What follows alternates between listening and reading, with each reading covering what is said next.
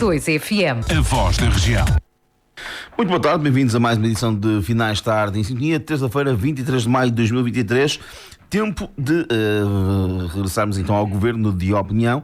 Hoje com um painel um pouco diferente, temos o regresso do Tiago Afonso, que vai estar connosco à conversa durante esta próxima hora, uma hora e um quarto, até perto das 9h20. Temos também o Alferes Pereira, que se junta a nós hoje aqui Vou fazer uma perninha. Vais desculpar a provocação. Vai aprender como é que se... Estou a brincar, estás muito bem. A resposta vai chegar. Onde é que os craques? Está muito bem, certamente, e veio também ajudar-nos com a sua sapiência. E o Zambrino está mesmo a chegar aqui um bocadinho atrasado, derivado àquilo que já falamos aqui várias vezes também, que é a certas horas é difícil de entrar em Santa Maria da Feira. É uma cidade europeia, com trânsito. E está mesmo a chegar, mas temos então uma ordem de trabalhos extensa. Vamos começar por dizer exatamente a ordem de trabalhos que vamos ter hoje. Vamos falar sobre Imaginários. Vamos falar sobre a assinatura dos protocolos do Programa de Apoio ao Desporto da Câmara Municipal de Santa Maria da Feira. Vamos falar sobre a situação de São João de Ver, alguma confusão que já está presente há algum tempo na Assembleia de Freguesia, em que teve contornos até nas próprias eleições do PSD locais. Vamos falar sobre a Comissão de Inquérito Parlamentar e tudo aquilo que em torno desta Comissão de Inquérito, também com o surgimento e o aparecimento de Cavaco e algumas reações do PS, e vamos começar exatamente por aqui, vamos começar hoje ao contrário, vamos começar com a nota internacional, com a coroação do novo rei, diga-se, no Reino Unido, que teve então poupa e circunstância, só a dizer que alguns dos temas estão um bocadinho atrasados, porque tivemos aqui um período interregno do nosso Governo de Opinião, mas que vamos também ter espaço para certamente regressar e recuperar alguns temas. Alferes, vamos começar por ti. Coroação do novo rei, Carlos III. Um tema que me é caro, não é? Exatamente. A nobreza ou cada nobreza, diga-se de passagem. Tu gostas deste tema? Sim, lá foi o rei da viagem medieval, para os nossos ouvintes que não estejam tão por dentro. O que é certo é que já não tínhamos há muito tempo uma coroação. A Rainha Isabel Em Inglaterra. Sim, estamos a falar agora naquilo que é o Reino Unido e ao que o Reino Unido diz respeito. E quando falamos de Reino Unido, não é só aqueles três locais, ou seja, País de Gales, Escócia, Irlanda Norte 4, neste caso, e a própria Inglaterra, como também há uma ligação àquilo que é os territórios. O monarca faz de chefe, digamos, de outros territórios. Nova Zelândia, penso eu. Nova Zelândia acho que saiu agora, nem sei. Há essa situação, Barbados. E é exatamente isso que queria saber, a tua opinião, como é que isto da coroação, mas acima de tudo, o que é que poderá mudar ou não, na tua opinião, geopoliticamente, com este novo rei, e sabemos que é um rei que não durará tanto tempo como a sua mãe, certamente. Olha, boa tarde, Filipe. Antes de mais, agradecer o teu convite. E venho aqui aprender um bocadinho convosco, como é óbvio, e também boa tarde aos nossos ouvintes. Boa tarde aqui ao meu conterrâneo, agora já é pegirense. Pegeiros agora ultimamente está em força em todo lado. Sim, é melhor ser este Pegeiros que de Passos, sempre dá outra vivência, tens outra enfim. Tem as costelas nos dois lados. E muito bem. Passos também é uma lindíssima terra, diga-se passagem. E é a terra mais cosmopolita do concelho, é mais urbana, porque, por exemplo, a cidade da Feira tem algumas partes rurais, mesmo ali no centro, né? E Passos Fernão praticamente não tem, é praticamente um contínuo de casas. Tem lá em baixo uma zonazita um bocadinho mais... Aqui a zona do Engenho. Está cada vez mais dinâmica. E a zona de Zabumba também. Sim, mas muito pouco. Mas pronto, duas excelentes terras, vamos lá dizer isto assim. Ora bem, respondendo diretamente à tua questão, que é aquela frase que eu gosto muito de ouvir nas pessoas quando queriam fugir de outra maneira, deixa-me dizer-te que eu olho para o sistema inglês antes de ir à própria coroação e vejo um exemplo que nós podíamos ter seguido cá em Portugal quando foi com as colónias portuguesas e até com o Brasil. Ter um presidente em Portugal que fosse presidente dos outros países não me parecia legítimo, como é óbvio, nem viável, mas se tivéssemos uma monarquia, sendo eu o monarca, poderíamos ter uma monarquia numa lógica de alguma forma de unir as pátrias irmãs no mesmo propósito, como faz a Inglaterra. E isto era possível. Obviamente que Salazar teria que ter tido essa visão, depois Marcelo Caetano, e depois no 25 de Abril também. Em algum dos momentos isso teria que acontecer. Não aconteceu, foi-se até a última, cometeram-se erros antes e depois de 25 de Abril e, portanto, levou a que nós andássemos de costas voltadas com as nossas ex-colónias durante muitos anos, com os palopes, como agora se dizia muito bem, mas, de facto, foi uma oportunidade perdida e agora estamos a trabalhar outra vez, arduamente, quase a começar do zero em alguns países, para chegarmos onde já lá estão outros que não têm, em termos históricos, nada a ver com esses países. Enfim, nós não aprendemos com a história e, por vezes, cometemos erros inadmissíveis. Chegando à questão da Inglaterra, pois de facto eu não me lembro de termos lá uma coroação, não é? Porque ela já foi há 70 anos. Foi há 70 anos, eu só tenho 52. Não é fácil substituir a Rainha Isabel. Ou Elizabeth, como quiserem. Até aqui a tradução está mal feita, porque ela é Elizabeth, não é Isabel, não é? Esta tradução também nunca percebi muito bem porque é isto é. Mas pronto, é o que é. Enfim.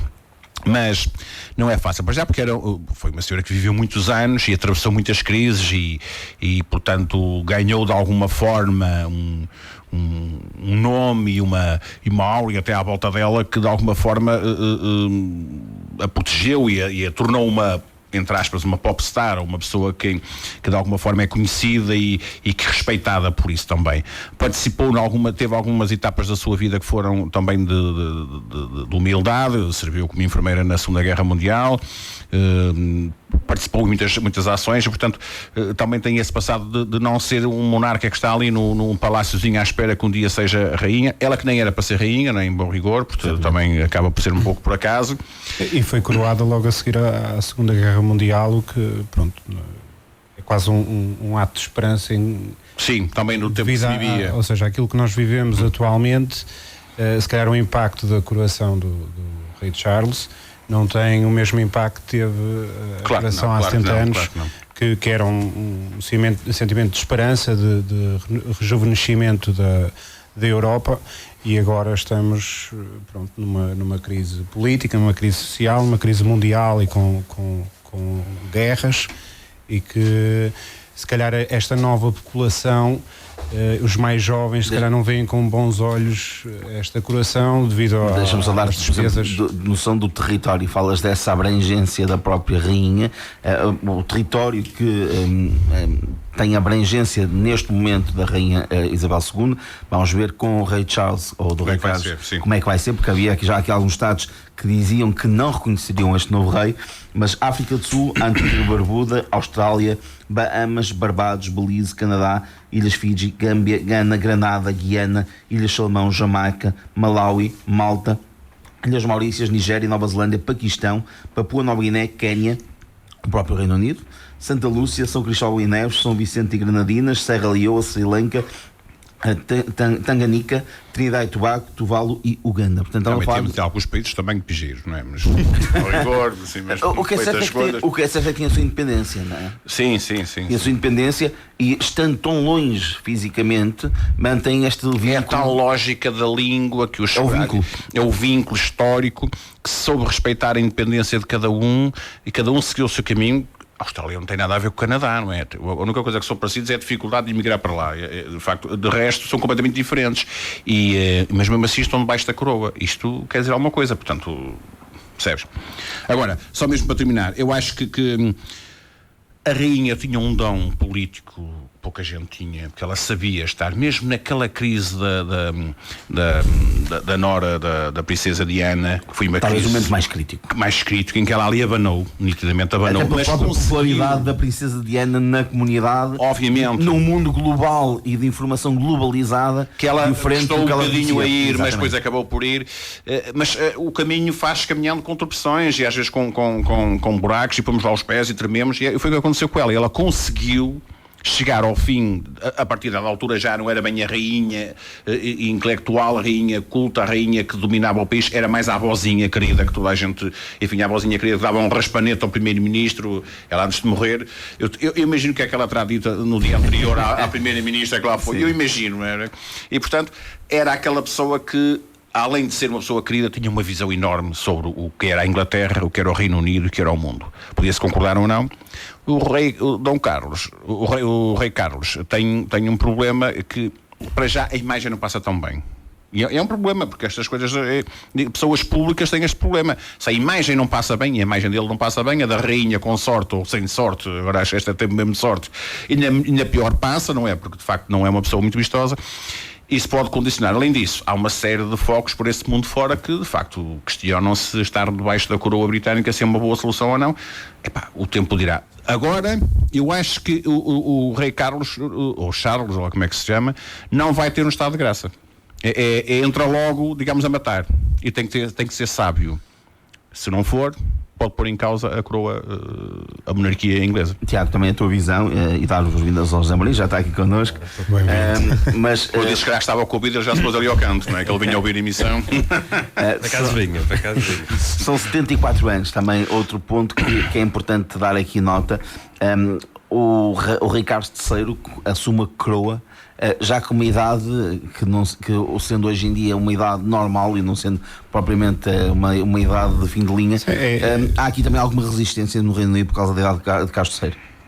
Sim, e também acho que foi colocado em causa ele poder abdicar do trono, mas estamos, ou seja, pegando na altura da coroação da Rainha Isabel e agora na coroação do Rei Carlos, conseguimos perceber as grandes diferenças. Ela foi coroada muito, muito jovem, logo após a Segunda Guerra Mundial, e agora temos exatamente o oposto, já são 74 anos de idade, já são muitos trâmites da vida que vieram abalar um bocadinho a imagem do próprio Rei Carlos e da sua família, não é? Que poderão pôr em causa aqui um bocadinho.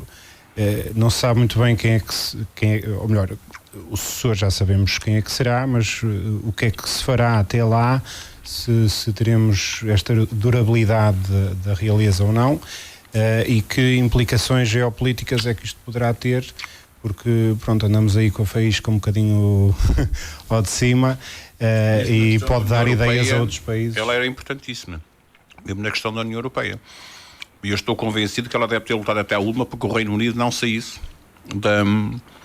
Sim, temos essa questão da União Europeia que não sei se haverá reversão, de que forma é que haverá, se existe essa vontade, se não existe. Acredito que não será fácil o Brexit. Isso será outro tema que teremos espaço para abordar, mas a reversão do Brexit poderão até se calhar já ter-se arrependido. Agora não sei em que moldes é que se faria essa renegociação para voltar. Possível será sempre, mas... Mesmo em termos turísticos, e até porque esta coroação, para além de toda a parte imponente que tem, e em termos de realeza que faz sentido, isto também teve uma visão muito turística, e tivemos aqui largos milhões financiados pelo Estado inglês, e que aos olhos de muitos ingleses isto não foi bem visto, porque estamos a falar não sei ao certo, mas falava-se em 113 milhões de euros gastos. Por isso, se não estivermos muito bem por dentro daquilo que a realeza poderá trazer ao país, vemos isto como um custo e não vemos isto como um investimento, para além da imagem turística que isso possa trazer.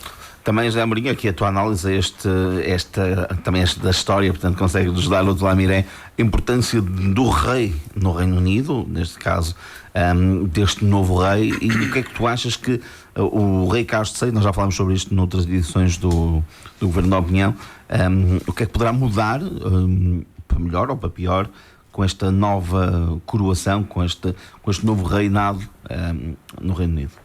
Antes de mais, boa tarde, Filipe. Boa tarde, Tiago. Bem-vindo de volta aqui ao nosso painel. Boa tarde, Alferes. Bem-vindo aqui também ao nosso painel. Deixa-me também, em primeiro lugar, pedir desculpa pelo meu atraso. Fui vítima de um dos problemas aqui do nosso concelho, que é o tráfego na zona ali do hospital. Vamos por isto aqui, os carros. Fez com que eu me atrasasse e não estivesse aqui na hora exata do início do programa. Boa tarde também a quem nos segue, seja pela rádio, seja pelas plataformas, pelas redes sociais. Quanto ao tema em si, já muito foi aqui aflorado. De facto, ao longo da história, a figura do monarca, a figura do rei, neste caso da rainha, no Reino Unido, era uma figura querida, era uma figura importante, era uma figura que tinha quase impoluta para a grande maioria da população e até dentro de uma boa parte da Commonwealth. Agora, este rei, e como já foi aqui falado também, parte num contexto completamente diferente, até pela vivência dele, pelas opções da vida dele e pelas polémicas que ele viveu ao longo da sua trajetória. Ou seja, ele terá uma série de desafios para enfrentar pela conjuntura que o país vive, ou seja, acabado de vir da questão do Brexit, acabado de vir da crise política, de toda aquela problemática, e também uma problemática interna dentro da própria família real, porque a família real está neste momento, ou está... Por causa do Harry, ou seja, há uma série de problemas internos dentro da própria família real com os quais este novo monarca vai ter que lidar. Ou seja, para além de ter alguns países que querem deixar de estar sobre a alçada da coroa, de ter esta questão política do próprio país à volta, tem o lado interno da própria família que não será fácil de a certa altura há vários países que gostavam de manter esta ligação ao Reino Unido por aquilo que eles simbolizavam de entrada a uma ligação com a própria União Europeia. Sim, agora essa porta deixou de estar aberta, por assim dizer, e faz com que alguns países queiram ter uma independência total. Eu acho que aqui o Carlos será uma figura de transição, será um rei de transição para o seu filho. Acho que não só por idade, a não ser que ele estoura a monarquia, a não ser que ele consiga rebentar com aquilo tudo, por assim dizer. Conseguir sobreviver.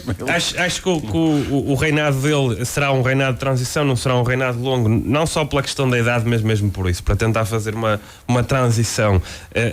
Curiosamente, pelo momento familiar, o próprio filho, quando abraçar o trono, também não vai abraçar a zero, por assim dizer. Ou seja, já vai ter ali uma série de problemas, porque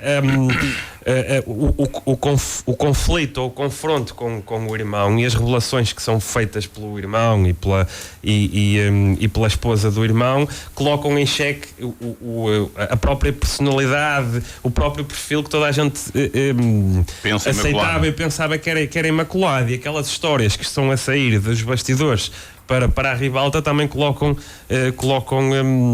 o William numa situação que não será fácil.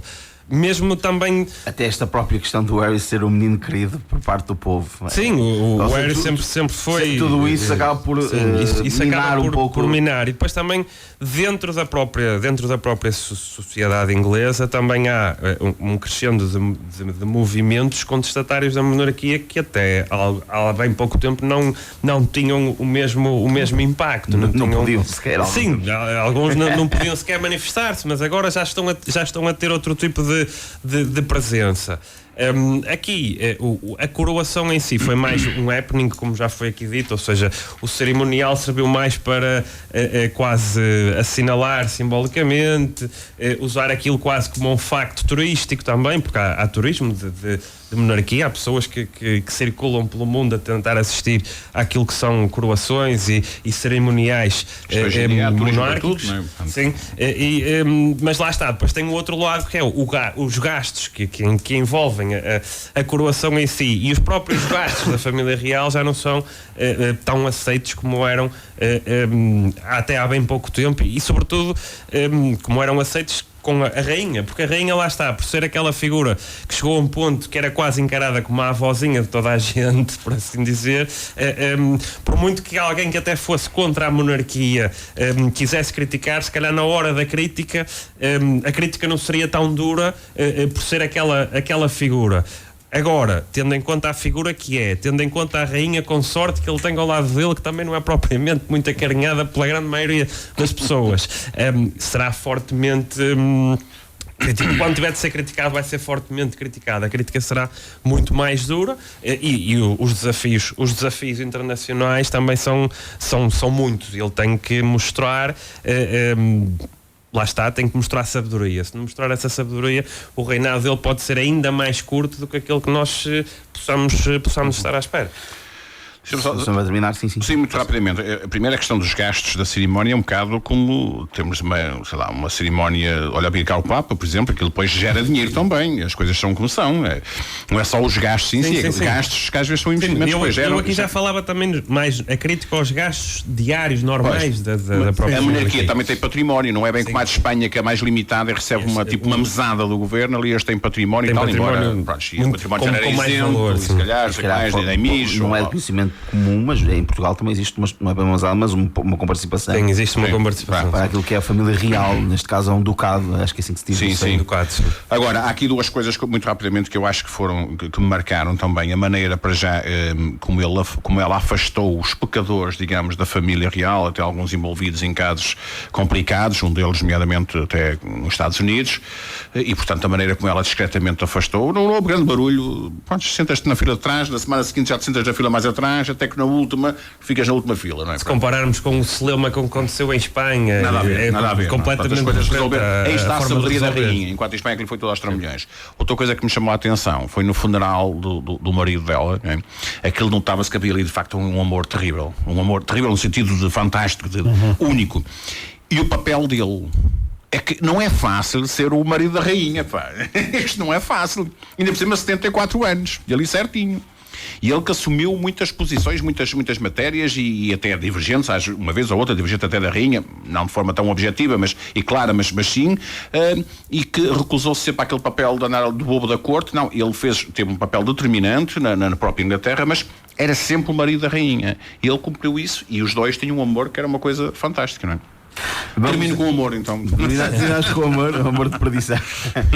Vamos agora então para os temas mais locais. Terminaremos com o tema nacional, até porque dará-se cá um bocadinho mais de discussão. Vamos começar pelo Imaginários, que se desenrola de 25 a 28 de maio, começa já daqui a 2 dias, na quinta-feira, e que tem o sonho como mote e como meta para todos aqueles que participarem de forma ativa neste Imaginários. A frase que o Imaginário escolheu é: são imensos, são aliciantes e inovadores, são parte do nosso sonho. Imaginários, 383 artistas, 37 companhias, 10 países, 4 dias de programação, 100 horas de conteúdos de programação, 35 atuações, 7 criações de Imaginários, 4 residências artísticas, 3 instalações de arte pública. Tiago Afonso, começamos por ti. O que é o Imaginários? A importância do Imaginários para Santa Maria da Feira, a aposta cultural de Santa Maria da Feira, como o Imaginários se serve ou não de exemplo para aquilo que é a aposta cultural, e acima de tudo a edição deste ano. O que é que estás à espera e como é que viste a organização desta edição? O Imaginários, o Festival Imaginários é cada vez mais uma referência nacional e internacional, e está bem a criar sinergias com outros festivais mundiais, e está explanado aqui nesta programação, quando temos 10 países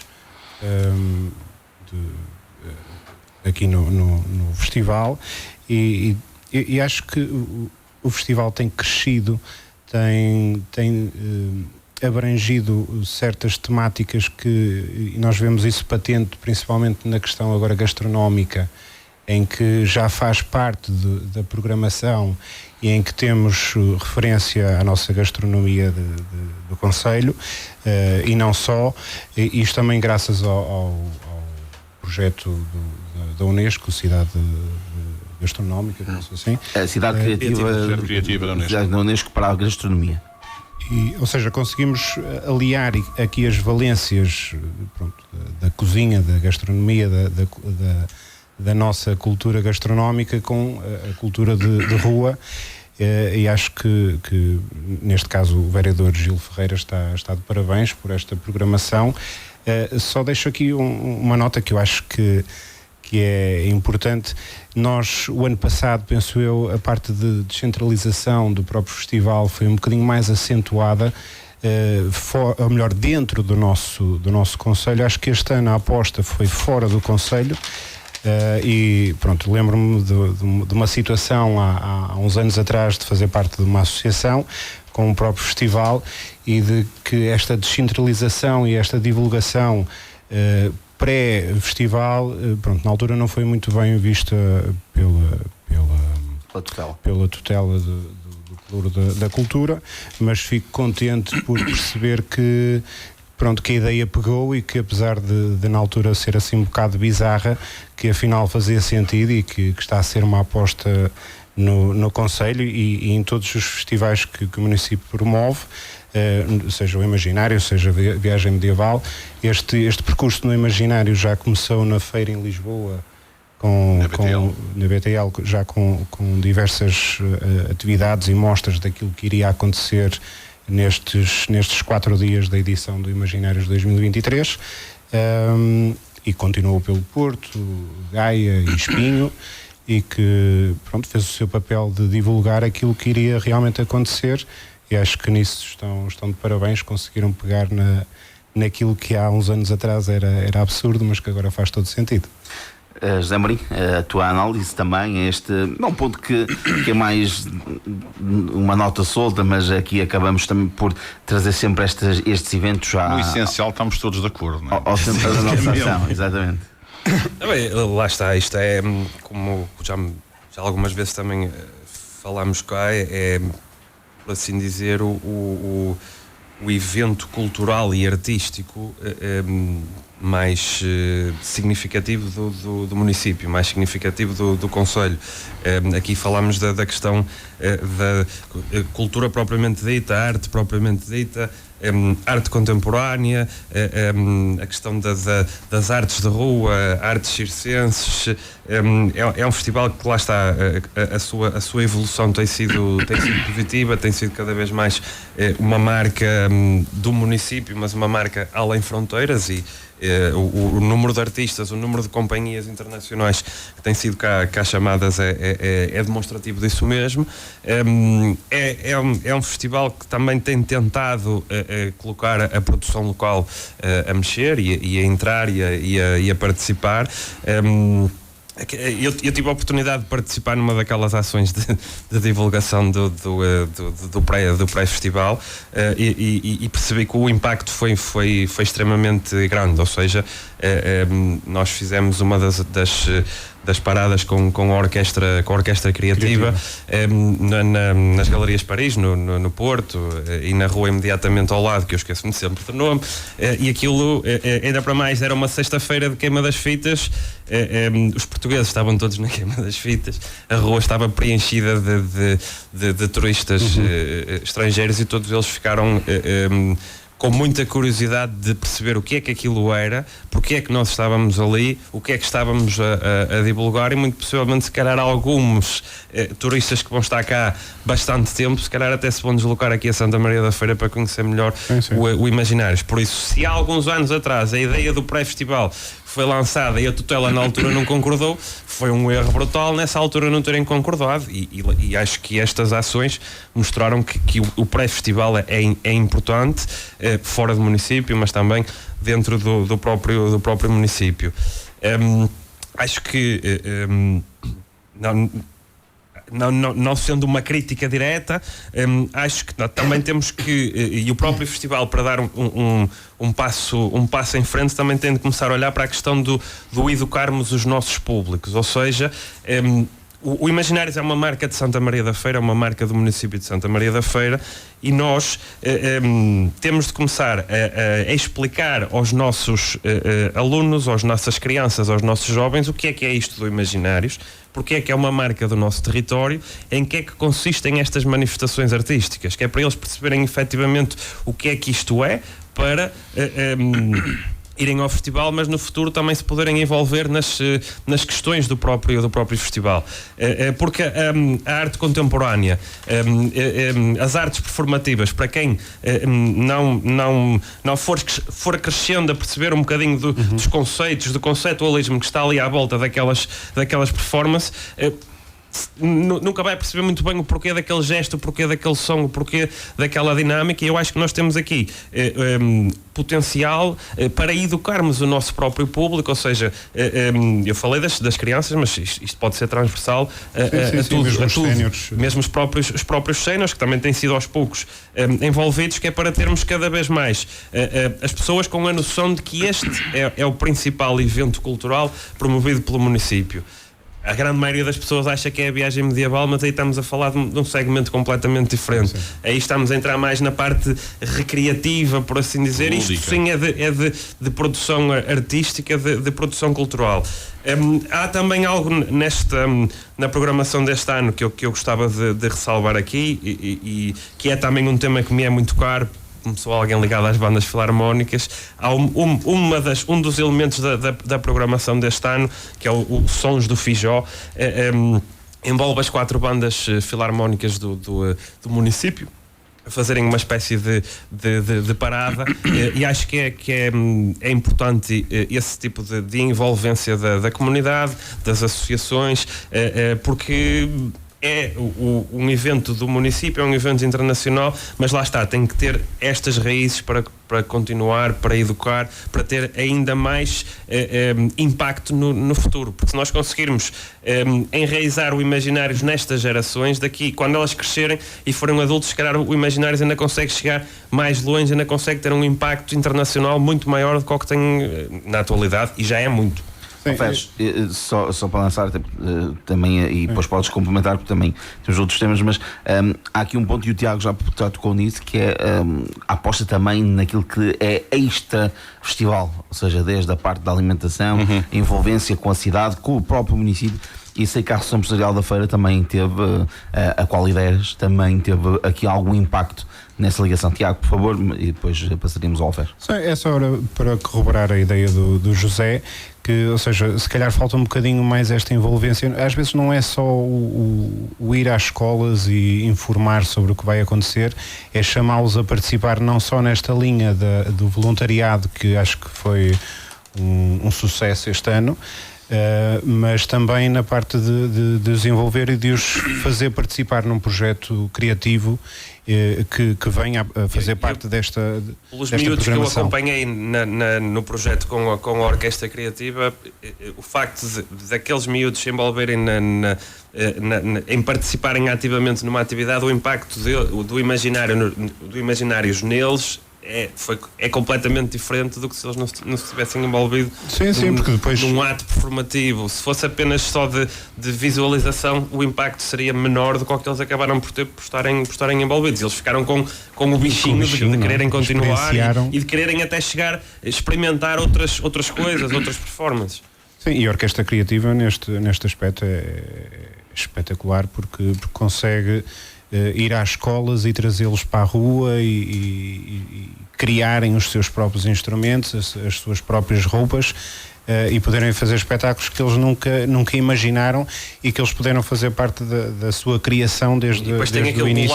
Um lado muito interessante da inclusão, de conseguir conjugar pessoas com necessidades educativas especiais com os outros alunos. É um excelente projeto, e neste caso o Zoar, que é a figura, a cabeça do projeto, está de parabéns pelo que tem feito nestes anos todos em que a Orquestra Criativa está em funcionamento. Um abraço para o Zoar e parabéns à Orquestra. Eu é muito rápido, portanto, eu acho que, aliás, a seguir ao Moda Feira é o grande evento aqui do nosso concelho, o Imaginários. Até inicialmente queriam fazer naquele fim de semana de 20, mas nós dissemos não, porque tem Moda Feira e a Câmara teve que alterar uma data, como é óbvio. E se calhar o Moda Feira teve mais sorte com o São Pedro do que o Imaginários terá. É possível. As previsões que têm aparecido. E olha que andamos a rezar, a partir de terça, quarta-feira andamos a rezar, mas pá. Não, os números são impressionantes, portanto, os números já falam por si, olhando para este número de participantes, o número de companhias, o número de países representados aqui, portanto, é impressionante. E eu acho, e tenho dito várias vezes, e concordo com o meu colega, o Imaginários é o evento da excelência em termos culturais. A viagem medieval é diferente, é mais social, mais recreativa, é mais lúdica, obviamente tem uma parte cultural, que não é levada à risca, porque se calhar também não pode, se calhar não é a intenção ali, se calhar não é a intenção ali, não, enfim, e acho que nenhumas viagens ou feiras medievais são levadas ali à risca, não é essa a intenção, mas o Imaginários é de facto o evento da Câmara Municipal da Excelência. Temos outros eventos no nosso concelho, mas que não são organizados pela Câmara Municipal, são no fundo com participados, se quisermos, e portanto nessa matéria o Imaginários de facto assume-se como um grande evento, e eu acho que mesmo estando a ter números impressionantes e estar numa fase de amplo crescimento, acho que ainda deve dar subir um patamar ou dois, muito rapidamente, porque sendo o grande... Vamos lá ver, a Feira é o maior concelho do distrito, é um dos maiores concelhos do país, tem 140 mil pessoas. Nós também, se não sabemos fazer as coisas bem feitas e em grande, não vale a pena. E eu acho que o Imaginários, não seguindo a lógica da viagem medieval, que não é esse sentido, mas deve crescer mais. Eu acho que pode crescer mais. Em termos de temporais? Em termos temporais e em termos de espetáculos, eu acho que o Imaginários devia ser uma semana. Acho que se pode caminhar para aí, para ser uma semana. Ou se calhar até 10 dias, apanhar os 2 fins de semana. Será que temos a absorção de público para isso? Temos que buscar público fora. A ideia é buscar a região e se calhar começar a trazer público de Espanha como é a viagem medieval. A ideia é crescer para aí. Porque é referência a nível nacional, o nosso Imaginários. Portanto, é crescer agora. Nós temos lá está, tem o impacto internacional de conseguirmos captar os artistas para virem cá, mas falta-nos captar o público estrangeiro também para vir cá. Isso... o festival, se for alargado, pode-se conseguir trazer. Já se fez com a viagem, portanto, não é inventar nada. A época do ano é que não é sequer tão apelativa. Maio.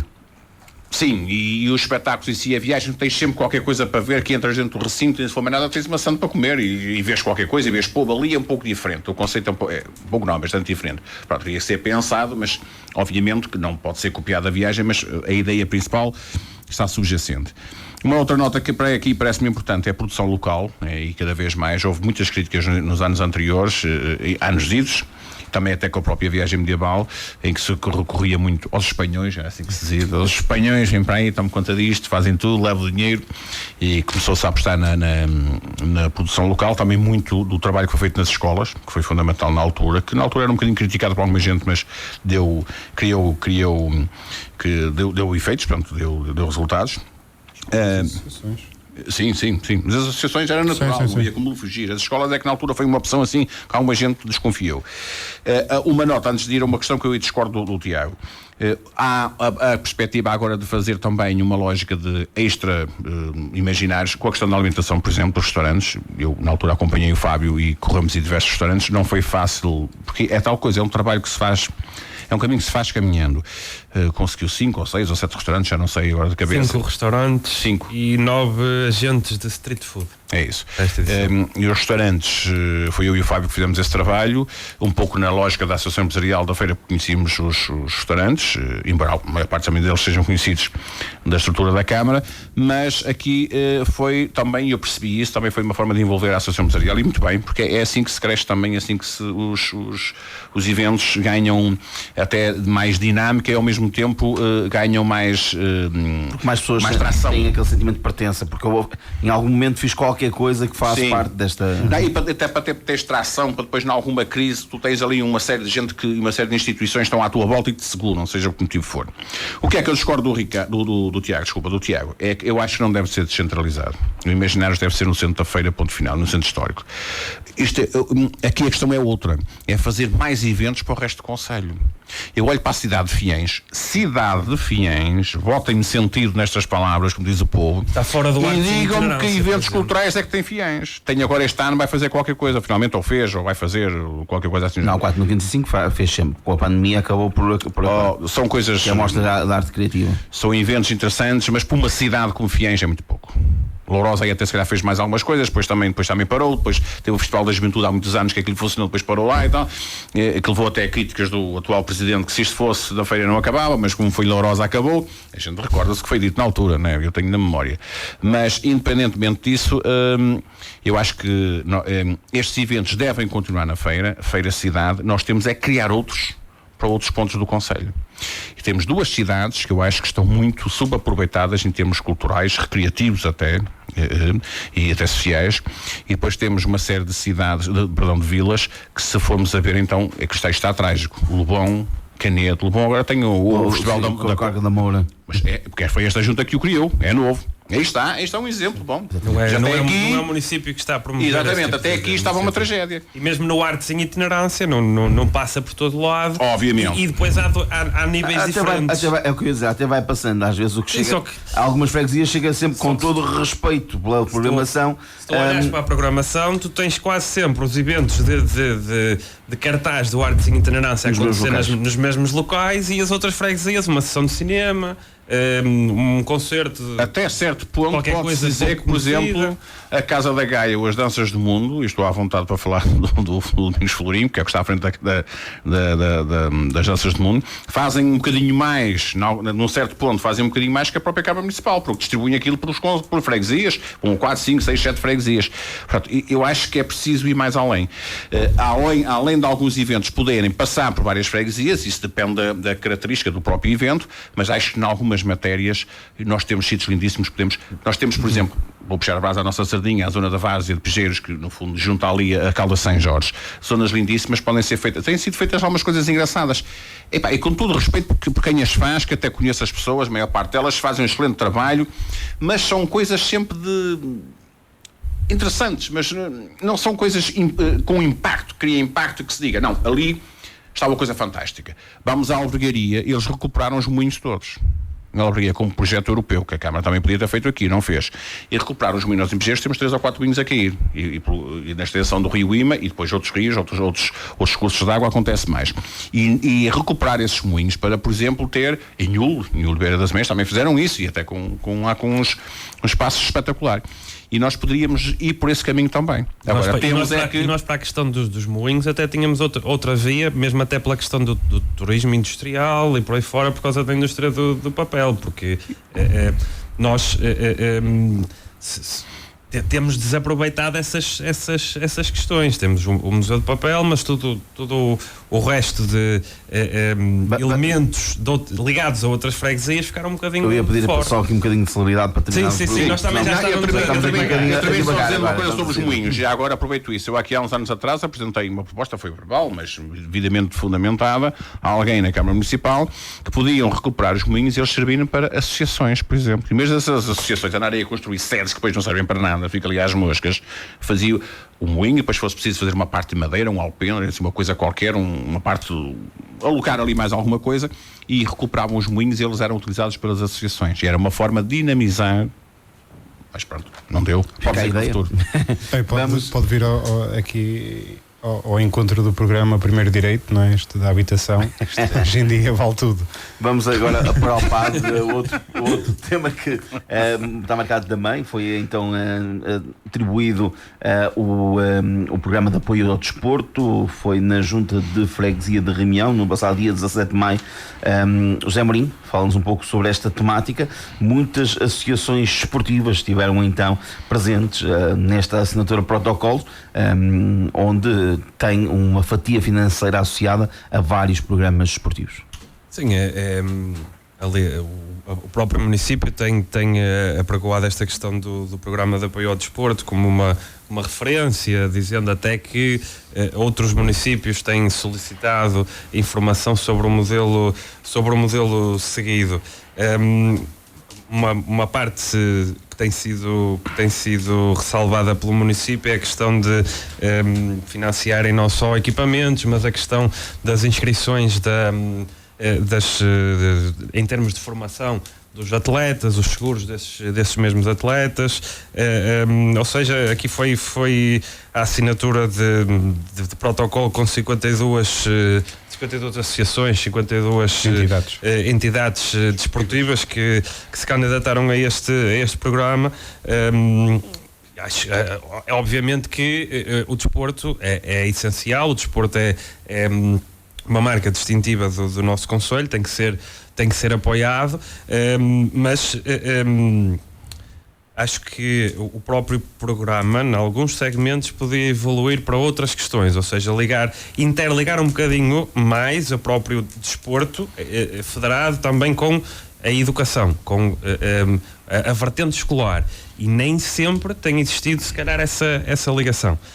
Depois há algumas modalidades que nós temos no nosso concelho que são praticadas por um ou outro clube. Acho que é preciso olhar para esses clubes e para esse tipo de modalidades que não são tão praticadas e tão conhecidas e tão apoiadas como o futebol, como modalidades em que temos que apostar a sério, porque são modalidades que se calhar têm muito mais dificuldades em encontrarem apoio na sociedade civil do que propriamente os clubes que estão mais associados à questão do futebol, que conseguem muito mais facilmente chegar chegar a patrocínios, que é mesmo assim, handball, badminton, ténis de mesa, etc, são modalidades que não é tão fácil conseguir apoio extra município do que acontece com o futebol.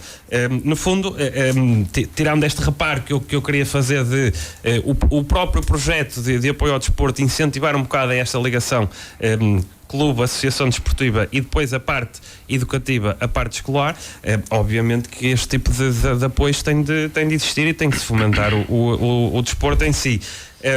Depois, aqui estamos a debater uma questão ligada ao apoio às associações, mas eu queria só mesmo para concluir, e não falo mais nesta matéria, o município tem apostado numa programação desportiva, até ligada à comunidade em si, com atividades para a comunidade em si. E também, após o anúncio deste apoio, foi anunciada a questão dos novos equipamentos fitness outdoor numa série de freguesias, 8 freguesias: Moselos, Lamas, Fornos, Nogueira, Lourosa, São João de Beiro, Passo Brandão, Arrifana, e que em breve existiriam em Romariz e Escapães. Ao ler esta lista, há aqui uma série de freguesias que passaram a ter novos equipamentos que já tinham equipamentos anteriores, ou seja, já estão a receber pela segunda ou terceira vez equipamentos, e há outras freguesias no concelho que ainda não receberam nenhuma vez. E acho que, em termos de estratégia desportiva, para além das associações, também é importante olhar para a equidade das coisas nesta matéria. Disseste? Alferes, ok. Sim. Eu achei interessante o quadro de apoio às associações. Acho que se tem que ir um bocadinho mais acima, porque de facto em relação ao ano passado houve um crescimento, claro, mas em relação a 2002, ou há 2 anos ou há 3 anos atrás, houve um decréscimo, se fizermos bem as contas. Também sabemos que as coisas, enfim, baixaram e agora tendem a subir pausadamente, eu sei que sim, mas eu acho que o apoio às associações não é só uma crítica, que nem é bem crítica, mas não é um reparo que eu faço à Câmara da Feira, faço a nível geral às autarquias, é que os clubes muitas vezes substituem o que era obrigação do poder político, seja local, seja nacional.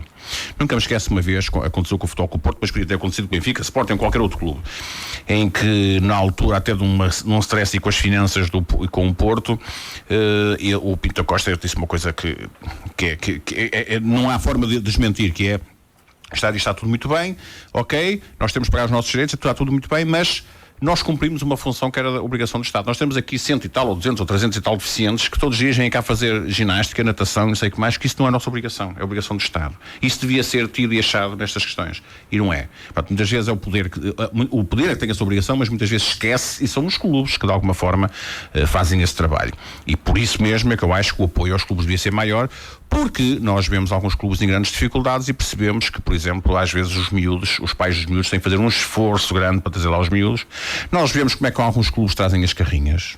Vamos lá ser sinceros. Aqui na feira, às vezes vou atrás de algumas e apetece-me atravessar o carro à frente, porque para já uma carrinha de 9 lugares vão 12 ou 13 putos lá dentro, porque a gente conta as cabecitas e vê, calcula, e depois tem assim um espaço sem nenhum, mas deve estar lá mais pequenito, não é? Portanto, é preciso alertar os clubes têm a responsabilidade nisto, e se correr alguma coisa mal, depois a culpa não é de ninguém. Eu fui atleta de um clube quando era miúdo, dando bola. Os tempos também eram outros, não é? Eram outros, mas mesmo assim... Não estou a chamar velho, mas acontecia isso. As carrinhas que nós usávamos nem sempre estavam em bom estado, e chegámos aí mais atletas do que os que deviam na carrinha. As carrinhas mesmo agora vê-se alguns clubes com as carrinhas todas, aquilo não sei como é que passa na misturia, mas enfim, isso é outra matéria.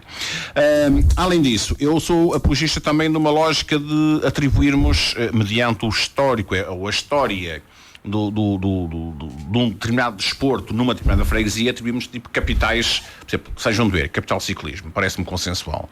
Fiéns, capital voleibol, não é? São Pais de Oleiros, capital do handball. Do handball. Está aqui escrito, Oleiros, handball. Feirense agora também tem a sua secção, mas e pode até mudar a dinâmica, percebes? Até pode mudar a dinâmica, mas a gente... o melhor chocolate do mundo é o chocolate belga. Mas toda a gente fala do chocolate suíço, não é? Portanto, as coisas às vezes são como são. Mas...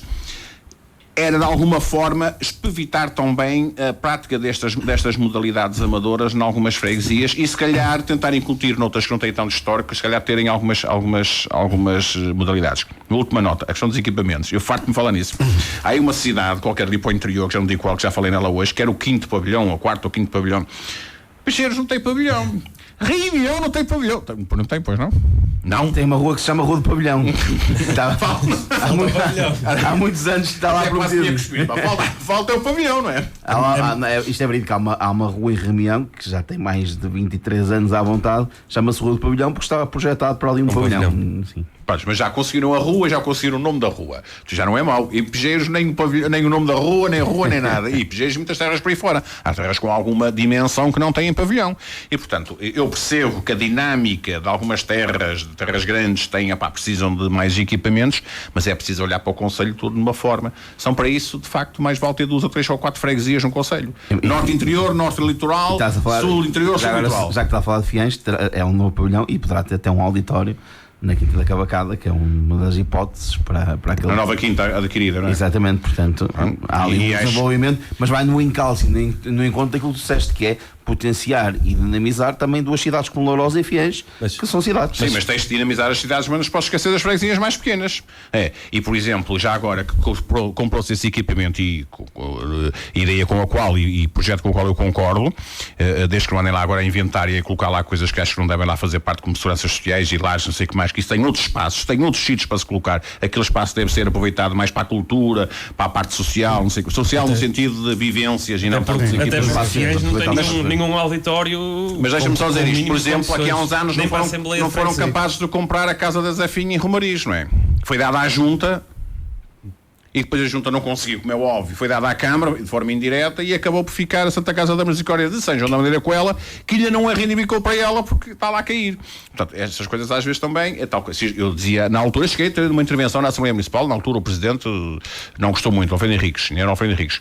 Se isto fosse em São João de Ver, ou Lourosa, ou Fiães, se calhar tinha sido resolvido, mas como é em Romariz, ainda por cima, dentro de Romariz, é em 2 igrejas, que é um lugar maldito em relação a Romariz. É tudo a correr bem. Portanto, temos que olhar para o concelho de forma igual, sabendo que as cidades têm outras preocupações, outras dificuldades, outros méritos, se quisermos, mas o concelho é todo igual e há de facto freguesias que vamos ver, não é só o pavilhão, se fosse o pavilhão que faltasse, mas tivesse o resto, não tem nada, e é preciso ver isto, quer dizer, é preciso olhar para o concelho de forma igual. Tiago. Eu só queria pegar naquilo que o José... ainda vou querer um bocadinho.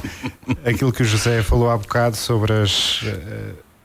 eu acho que falta um bocadinho de articulação nesta lógica do desporto e educação, e nomeadamente o desporto escolar, que estando agora as escolas sob a tutela da Câmara, não a todos os níveis, mas principalmente os financeiros não estão, infelizmente, mas estando já algumas partes na entidade da Câmara, eu acho que seria importante esta aposta no desporto escolar e principalmente na parte formativa, não só dos dirigentes, não só dos atletas e treinadores, mas também da comunidade que vivencia o desporto, porque semana após semana vamos assistindo a coisas que são lastimáveis no desporto e que em vez de andarmos aqui, andamos muito preocupados com a parte do sedentarismo das crianças e dos jovens, mas também temos de olhar para um aspecto mais social e mais de comunidade e de respeito, porque acho que, estamos aqui a dar dinheiro e acho muito bem que o demos, mas também temos de investir na parte formativa de todos os envolvidos no desporto, porque isto está a tomar proporções assim um bocado drásticas e acho que alguém tem de ter mão nisto, e se o dinheiro e se este investimento da Câmara puder potenciar e ser direcionado para essa formação, acho que faz todo sentido. Queria só deixar aqui, porque lá está, a minha área não é o desporto, a minha área é a cultura, e perceber esta discrepância de valores dos apoios da Câmara. Estamos a falar ao desporto, estamos a falar de mais de 1 milhão de euros, e quando temos a cultura, que se chegar aos 200 mil já é com muita sorte. Eu acho que devemos repensar aqui, eu não quero tirar a ideia não é tirar às entidades desportivas, mas a dotação da cultura também tem que ter outro. Se queremos pessoas com cultura, se queremos potenciar até porque esse salto houve há precisamente 3 anos atrás, passou-se de 450 mil euros ano para o desporto para 1 milhão.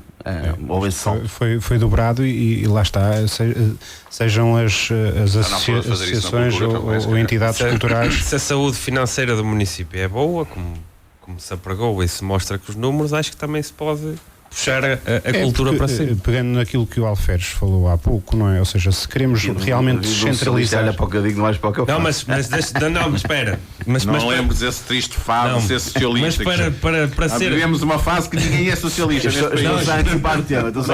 Para ser coerente, importa acrescentar que na questão do desporto escolar, que o Tiago tocou há pouco, o Ministério da Educação tem uma responsabilidade muito grande no decréscimo do desporto escolar, porque o desporto escolar está pela hora da morte, na atualidade. Sim.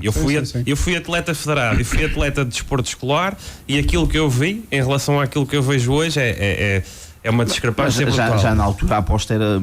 Sim, mas não era assim tão a aposta era pouca, mas mesmo assim ainda havia muitos praticantes. Hoje em dia a aposta é nula.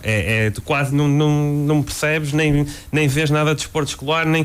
Porque eles empurram para os clubes. Sim, empurram para os clubes. Aos clubes e os clubes fazem milagres. Eu vi uma notícia. Eu vi uma notícia na semana passada sobre o encontro distrital ou nacional de desporto escolar, e o número de atletas que estava lá mencionado em relação aos encontros nacionais que eu fui era 1/3 daquilo que eram os atletas que estavam na minha altura. Eu não sou propriamente muito velho.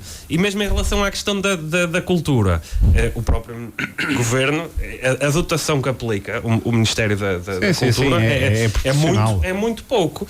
Mas nós ainda estamos num país, acho que isto é conjuntural, estamos num país que dá mais importância às questões esportivas e não tanto às questões culturais. É fácil perceber eu não vou mencionar o local, mas eu tinha numa outra atividade musical, tinha um concerto neste sábado, e esse concerto foi desprogramado porque há a iminência de existir um campeão nacional.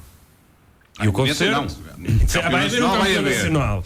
E porque o concerto era ao ar livre. Este sábado que passou. Não, este sábado agora. Este sábado. Os jogos vão ser domingo. Não, os jogos vão ser sábado. Às 6 da tarde. Sábado, sim, sábado às 6 da tarde. E eu tinha um concerto que começava às 21h30, em frente ao edifício de uma Câmara Municipal.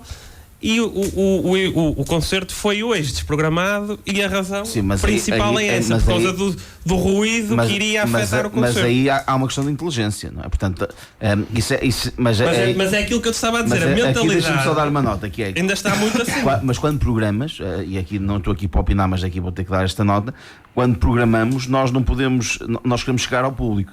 Sempre que quisermos bater aquilo que é o que o público gosta, nós vamos perder. Eu tinha sempre esta lógica, e estive muito tempo na programação cultural, e tive várias vezes esta expressão até ali com o Tiago, que é quando eu programava qualquer coisa ligada à cultura, preocupava-me perceber quando é que jogava o Sab-Seg, ou quando é que jogava o Porto, ou o Benfica, ou o Sporting, porque sempre que tu tentares ir contra essa guerra, assim, tu vais perder essa guerra. Mas aqui portanto, se queremos chegar a todos os públicos, temos que perceber também aquilo que é a vontade do público neste momento, e aquilo que move o público neste momento. E se calhar daqui a uns anos as vontades mudam. Mas aqui a questão mas neste momento as pessoas não deixam de ir para festejar o título do Porto ou do Benfica, seja qual que for o que ganhe o campeonato, para ir ver um concerto, nem vão deixar de apitar e de buzinar porque está a ver um concerto. Aqui o que parece mais preocupante é o espetáculo ser ao ar livre. Se fosse de uma sala fechada, eu aí também se calhar não programava, deixava ficar. Não vão 100, vão 50. Nós não podemos também. Tem a ver com isso, se fossem os jogos à mesma hora, aí era mais perigoso. Porque o país vai parar. Agora, os jogos são às 6, às 8 está terminado, não há prolongamento ali garantidamente, às 9 e tal está o espetáculo. Muita gente vai festejar o título do Porto, provavelmente, ou até possivelmente também do Benfica, não sei, e passado meia hora, uma hora está a assistir a uma peça. Olha, pode acontecer comigo. Posso ir festejar, está toda a noite a festejar, se for do Porto, claro, mas aí também posso ir meia hora, ver o fininho, ganhamos campeonato, e a seguir vou ver o concerto. E até será mais provável. Ou então não sairás de casa. Mas aqui eu quis dar este exemplo para ilustrar a questão da mentalidade geral. Sim. Porque mas o Filipe tem razão numa coisa, vocês sabem, lidero muitas instituições, ou já liderei e tal, mesmo na Associação Empresarial, quando marco reuniões, a primeira coisa que eu vou fazer, agora as reuniões é dia fixo. Nem que venha Cristo à Terra e toda a gente vai correr, é aquele dia. Mas os problemas que nós tivemos por causa do dia de reuniões. A malta da direção é a malta toda muito ocupada, não é fácil, ainda no sábado à noite vamos uma da feira, a maior parte da direção não esteve presente porque está ocupada noutras coisas. Este Caramelo, por exemplo, esteve a trabalhar longe, noutra situação. obviamente não posso obrigar as pessoas a vir, nem posso pedir para elas saírem dos seus afazeres, sobretudo profissionais, mas a confusão que nós tivemos pode marcar um dia de reunião. Aliás, tu também estás comigo no grupo de teatro do Gol, que também às vezes para ter uma reunião é um problema. Até faz lá sondagens lá no WhatsApp e tal, e aquilo depois não dá. Depois, eu botei, me enganei-me a botar, não sei o que mais. Não é fácil porque as pessoas estão muito ocupadas. E, portanto, mas uma coisa é certa, vou sempre ver, neste caso não porque é fixa, mas quando é reuniões que é escolhido o dia à sorte, vou sempre ver se joga o Benfica ou o Porto. O Sporting não é tão dramático, e, com todo o respeito pelo Sporting, mas há menos sportingistas aqui. Ora, o Porto e o Benfica é dramático, porque se este joga o Benfica, a malta não vai. E se for um jogo importante, um jogo de Champions ou qualquer coisa, esqueçam, não vale a pena. Portanto, não conseguimos ganhar essa batalha, não, está mal, mas não conseguimos ganhar. Não conseguimos ganhar, que é mesmo assim. Não vale a pena. Só para concluir, é muito rápido. Não é? Eu acho que isto é um espelho, ou seja, o que acontece se calhar aqui dentro do Conselho é um espelho daquilo que acontece a nível nacional, que é a falta de articulação entre os diferentes pelouros. Eu acho que temos de cada vez mais convergir nas ideias que queremos e no tipo de apoios que vamos dar e naquilo que podemos potenciar, juntando diferentes pelouros, diferentes ministérios a nível nacional. Mas aqui o pelouro da cultura e o pelouro da educação está na mesma, quer dizer, não há grande razão para haver desarticulação, não é? Pois. São duas estruturas diferentes. Também o vereador é o mesmo, mas as estruturas são diferentes. Exatamente, quer dizer, mas mesmo assim ajuda. Deixa de ter a sua dinâmica própria, cada um dos. Desconfunde-se um bocadinho às vezes. O problema às vezes é que é ao contrário. Por isso é que eu na altura discordei do que foi feito. É o Gil que está em causa, mas não é o Gil, é a pessoa, o vereador. Por acaso é o Gil. É uma pessoa só, com esses dois pelouros, ainda por cima pelouros de grande desgaste. O pelouro da cultura, sobretudo ao fim de semana, é muito desgastante, o da educação também é mais durante a semana. São dois pelouros muito desgastantes, e ter uma pessoa só para esses dois pelouros. Eu achava melhor ter partido ali os pelouros, não é? Ficar como estava antes, né? E a Cristina Terreiro já foi dos dois também. E a Cristina é uma joia de rapariga, adoro a Cristina, é uma grande amiga. A Cristina já teve educação, desporto e cultura. E não funcionou bem. E juventude. E não funcionou bem aquilo. Não funcionou bem. Temos que acelerar o passo, ainda temos mais 2 temas, mas Alferes, deixo para ti a apresentação deste tema. Algumas confusões que têm surgido em São João de Ver. Deixas para mim esse tema, aqui, o que é que se passa efetivamente em São João de Ver? As notícias já têm algum tempo, de conhecimento público, remontam ao início do mês de maio, final do mês de abril, início do mês de maio, depois foi ganhando uma projeção maior com a retirada da confiança política. João Filipe Oliveira, membro da Assembleia Freguesia do São João de Ver, por parte dos eleitos do PSD na Assembleia Freguesia de São João de Ver, e depois há aqui uma impugnação em 2 momentos por parte desse mesmo elemento. Do João Oliveira, primeiramente esta retirada de confiança política, dizendo inclusive aos micros da Rádio Sintonia que ainda não teria sido notificado de uma forma oficial. Era isso que eu ia isso já é legal, já foi notificado. Isso não faz ideia. Atendendo à última declaração dele na semana passada, o que nós temos conhecimento é aquilo que foi dito pelo próprio. E há aqui depois outra questão, que terá a haver aqui uma segunda impugnação, que estão relacionados com a eleição do núcleo do PSD de São João de Ver, onde até terá havido aqui alguma necessidade de intervenção policial a quando da votação, e esse ato, na opinião de João Oliveira, não é lícito. Este caso São João de Ver é tipo um caso galamba local, é o caso que está aqui a chamuscar o PSD e está a chamuscar figuras da Câmara. Lentamente, enlumbrando. É preciso que alguma malta do PSD tenha essa noção, e que às vezes esta ideia de que isto resolve-se por si e tal, não é assim, e que eu dei ainda há dias o exemplo de Gaia, alguma gente que estávamos assim numa mesa a conversar, e em Gaia aquilo PSD dominava tudo. Acho que só era a freguesia de Grijó que falhava, que era socialista, eles dominavam aquilo tudo, mas com maiorias claras, aquilo era impossível perder. Neste momento aquilo é tudo PS. As juntas todas, Câmara e Assembleia. Um dia destes vão deixar de ser outra vez. Com estas notícias agora da Operação Babel. Bom, e o Presidente é arguido no processo, não neste, mas é arguido noutro processo. Mas isto também ser arguido hoje em dia, pá, eu estou ali fora, mando-te uma chapada e tu tribunal, estou arguido, pronto, é natural, porque levantas bom processo, eu estou arguido. Não, o que se passa em São João de Ber não é bonito para o PSD, nem nenhuma das duas partes está a ganhar com isto. Eu até tenho dúvidas que o próprio PS também esteja a ganhar alguma coisa com isto, porque estas coisas às vezes correm mal também para quem fica ali na expectativa, à espera de uma oportunidade, ou para quem às vezes força as coisas um bocadinho. É preciso nunca esquecer que a figura que o PS fez quando tentou impugnar a lista de independentes, depois como é que aquilo correu, portanto, cuidado com isso. Até dentro do próprio PS parece-me que há malta desalinhada, há malta que quer ser mais acutilante, há malta que quer ficar à espera do que está a passar. O próprio PS antigo não é o que está lá agora. O que está lá agora era o PS que vinha da lista dos independentes, a lista dos independentes que já se partiu, já alguns saíram, uns depois escrevem, outros fazem comentário, outros andam lá de café em café, cada um tem a sua estratégia, e parece-me que o PS de 0 candidato de repente passou para 4 ou 5 ou 6 candidatos, potenciais candidatos à junta de freguesia, vendo aqui uma janela de oportunidade. Parece-me isto, mas o tempo dirá. E falta muito tempo também. Sobre o caso em concreto. Muito tempo, mas a nível de colocação de candidatos, daquilo que falamos aqui no Governo da Opinião, do posicionamento político, poderá estar na janela a um ano, daqui a um ano, um novo candidato a um ano das eleições se apresentar. O PS a última vez escolheu o pai 15 dias antes, foi no último dia, não é? Portanto, depois vê-se o resultado, não é?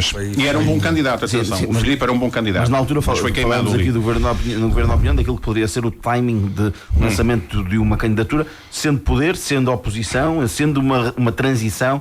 Falámos aqui um bocadinho sobre isso. Na altura foi o PS tem bons nomes. José falavam daquilo que era o posicionamento com o tempo de um elemento para ser candidato. Deixa-me só falar mais uma coisa no PS e depois vou à questão mesmo no PS. O PS tem bons nomes, a questão é de sabê-los preparar, e parece-me que alguns estão-se a despreparar com a postura que estão a ter e com a maneira como estão a atuar, estão-se a marginalizar e a queimar, se quisermos, enlumbrando também, porque nem sempre a estratégia escolhida é a melhor, e às vezes as pessoas têm que pensar um bocadinho, enfim. Mas vamos ao PSD. O Nuno Albergaria sai mal da história, como é óbvio. Tem um membro da sua bancada que diz que há irregularidades. Não disse inicialmente, mas desconfiou. Depois pediu para ver as contas, para ver lá uma série de contas. Pediu isso antes da Assembleia. Depois na Assembleia esteve mal o jovem, porque votou a favor das contas. Então se ele pediu se pediu para ver as contas antes, é porque desconfiava de alguma coisa, não é? E agora já disse que se fosse hoje, que não botaria o orçamento. Pois, o que ele tinha que fazer ali ou era recusar-se a votar ou então abstia-se. Por acaso ele deu essa justificação à Rádio Sintonia. O que ele diz à Rádio Sintonia é que não poderia votar contra porque aqueles eram documentos técnicos e que estavam bem apresentados, e que teria que votar a favor porque acreditava que aquele eram documentos técnicos. Mas ele não é técnico, ele é político. Sim, eu estou a responder. E se ele tinha dúvidas para solicitar a vistoria, se calhar protegia-se. Era a abstenção que ele tinha que votar. Ora bem, eu não tenho certeza disto, mas eu tenho algumas dúvidas sobre os documentos, meus amigos, eu vou-me abster. E depois fica à espera das explicações. Pronto. Aí esteve mal. Obviamente que aquilo é uma luta ali complicada. O PSD retirou a confiança política. Eu não sei que PSD é que foi, se foi o núcleo ou não. Havia núcleo na altura, é que já não havia. O núcleo foi eleições depois. E por isso é que ele quer impor a decisão. Porque desde que a decisão foi tomada, pelo órgão não estava em funções. E agora o PSD retira a confiança política de quê? De ser autarca? Pode, mas o núcleo não existia antes, não pode, tem que ser a conselhia, não havia conselhia a fazer isso. Mas o PSD pode retirar a confiança política se existir núcleo, pode. Mas dentro da estrutura, no PSD não pode ter a confiança política nenhuma dentro da estrutura, porque tem que ser a JSD, porque ele é líder da JSD, não é líder do PSD, é a JSD que ele tem que ter a confiança política dentro da estrutura. Não como autarca. Tem que uma série de condicionantes, uma série de questões que são importantes. Mas para retirar a confiança política dentro da estrutura, isto tem que ir a um Conselho de Jurisdição. Isto não anda assim. E eu acho que aqui eles precipitaram. Nunca chegou a ser notificado. Oficialmente foi notificado por boca. Porque não há ninguém para fazer essa notificação. E depois recebeu algum e-mail ou qualquer coisa por um órgão ou por alguém de um órgão que não estava. Agora, juridicamente em funções. Deixem-me só dizer isto. O miúdo, e digo miúdo com todo o carinho, como é óbvio. O miúdo sai. De alguma forma, vira-se contra o seu partido, acha que há ali irregularidades, tem toda a legitimidade para ir fazer. Há esse pecado da questão do voto a favor na Assembleia, que devia ser uma abstenção, mas tem toda a legitimidade de fazer. Mas, falando politicamente, convidar uma outra força política a essa vistoria. É picar. Qual é a leitura que se faz disto? É picar o PSD, é picar o Nuno Albergaria, como é óbvio. O Nuno Albergaria tem estado em silêncio com esta história toda. Acho que já está na altura de falar. tornar público o ponto de vista e não ter medo, não estar sem encolher. Nós às vezes temos de estar calados. Atacou mais o PS, atacou pessoalmente o João e atacou o PS nas últimas declarações. Isto depois leva-nos a outra questão, que dizem que há casos pessoais aqui pelo meio. Sim. Não sei que casos pessoais é que são, não os conheço, não vi, não sei. Aliás, é o próprio Nuno Albergaria que na justificação dizendo que lhe tirou a confiança política em fevereiro, remete para os casos pessoais, mas o Nuno não lhe pode tirar a recompensa política nenhuma, porque o máximo que ele pode tirar é como presidente da Conselhia, como autarca, tirar a confiança política da autarca. Da Assembleia mas ele em bom rigor não pode fazer, porque tem que fazer, é o próprio PSD. Sim, é o próprio PSD que não pode tirar a confiança política da autarca. O lugar na Assembleia de Freguesia nunca o perderá, a não ser que ele... É dele, não é partido. Que ele coloque o lugar ao dispor. É a mesma coisa quando um partido a nível nacional retira a confiança política a um deputado. Ele fica lá como independente. Ainda há pouco tempo havia lá um. Portanto, acho que até foi de PS, né? Portanto, estes procedimentos não foram os mais corretos no PSD. Ele foi assim um bocado por atacado. O problema é que isto, e as coisas são como são, o Nuno Albergaria é o considerado por muitos como o modelo da autarca do PSD. Tem feito um trabalho interessante, não sei se é um bom trabalho ou não, só os lá moram é que podem avaliar isso em concreto, porque os Facebooks enganam muito, como nós sabemos, e há presentes junto a Catarina fazem grandes coisas no Facebook e fazem bom trabalho, mas não e há fazem outros que passam o tempo no Facebook e não têm tempo para fazer obra, também acontece isso, está tudo um pouco. Mas parece-me que tem feito um trabalho interessante, apesar de tudo, tem sido pelo menos apresentado como um dos autarcas modelo do PSD, e isto vem cair ali como uma pedra ali no meio do poço, cria um impacto terrível. E as ondas da pedra aqui no poço, as ondas que foram criadas na água, estão a chegar à Câmara Municipal. E é isto que o PSD ainda não percebeu. E vamos ser sinceros, o Amadeu Albergaria, permita uma expressão, se não se põe fino, leva por tabela disto. Porque isto, quer se queira, quer não, é irmão, e mais do que isso, nós sabemos, isto é para o bem e para o mal, é a união que há entre os dois. Que é até uma união que eu acho que até é de salutar e até fantástica, que protegem-se um ao outro, dentro de limites, naturalmente, mas que acho que é uma coisa até muito, muito interessante. Mas quando corre mal para um, o outro... Corre mal para o outro também. Exatamente. Portanto, esta questão não é uma questão muito, muito fácil de contornar. Eu acho que o Nuno é um conselho que ele deu, esclarece as coisas, fala sobre as coisas, dá uma conferência de imprensa, faz um comunicado para o jornal, mas um comunicado que explica as coisas, não é assim por alto. E o miúdo, como é que ele chama? O João, peço desculpa, o João, tem que apresentar fatos concretos sobre eventuais irregularidades. Eu queria dizer, há aqui depois também a jurisdição da prova. Mas também é preciso que lhes mostrem os documentos, não é? Porque ele já teve a oportunidade de... Não sei se foi a todos, acho que foi só uma parte. Ele diz que vai solicitar agora mais alguma documentação complementar que não lhe foi disponibilizada no dia. Não sei que tipo de documentação é que ele se refere agora. A partir do momento que ele diz agora que se fosse hoje não votaria favoravelmente ao orçamento, ele tem que justificar essa decisão e tem que colocar... Mas já vem tarde com essa posição, porque ele já antes desconfiou, antes da Assembleia desconfiou e pediu essa documentação antes da Assembleia e depois votou favorável. Deixa-me só dizer uma coisa, a questão da chamada da GNR, ele votou, de facto, eu até disse no meu programa que ele não tinha votado, mas votou, mas chamar a GNR, porque um colega de partido eu ameaçou, esquece isto, o que é isto? Isto não é de um partido civilizado, nem de gente civilizada. E se calhar acontece nos partidos todos. Se calhar as pessoas que fizeram com que isto acontecesse, depois, uns dias depois, devem ter pensado e disse, cara, que borrada que eu fiz, pá. Mas nós sabemos que a política é movida por paixões e as pessoas, enfim, por vezes até têm lugares, têm medo de perder os lugares. É tipo futebol. É um bocado, não devia ser tanto, mas é. Mas de facto a história não fica bem para ninguém. Com isto termino para passar ao Tiago. Ninguém fica bem nesta história, pá. Ninguém fica bem. Isto é um caso, está a ser comentado a nível nacional e depois. Eu não quero voltar a falar nisto, mas não há forma de contornar isto, até porque uma das partes pegou nesta questão é a questão dos pessoais e dos boatos e não sei o que mais, e isto muitas vezes mina muito mais um autarca do que a questão legal. Se foi uma fatura de um hotel ou isto ou aquilo, não sei o que mais, não sei, estou a falar de cor, e tal. Mas às vezes aquele boato em canal e tipo, não contas a ninguém, mas já toda a gente sabe. E isto é dramático para qualquer das partes. Isto destrói a credibilidade de uma pessoa. Tiago. Isto, só para concluir, também não há muito mais a dizer sobre isto. A verdade é que isto é uma situação muito desagradável para o PSD, principalmente para o PSD de São João de Ver e também para o PSD Concelhio, que pareceu-me não ter sido tido nem achado neste processo e que provavelmente foi ultrapassado e que tem de tomar uma posição e tornar isto o mais legal, ou seja, se existe esta retirada de confiança política, que isto realmente venha o papel comprovativo e legal da situação e que a imagem do PSD possa suavizar a partir de agora, porque lá está, é lamentável que isto aconteça, mas quanto mais cedo se cortar o mal pela raiz, melhor.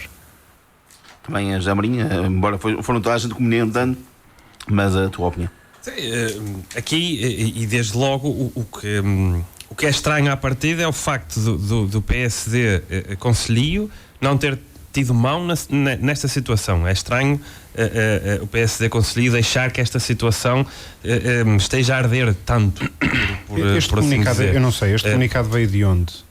O comunicado do PSD... Do PSD São João de Beira, eu penso que seja do PSD São João de Beira. É assinado pelo PSD São João de Beira. E é muito... quem? Acho que esse primeiro comunicado bem antes da eleição do núcleo, não é? É que faz toda a diferença. Comunicado bem antes da eleição do núcleo. Faz toda a diferença. Sim.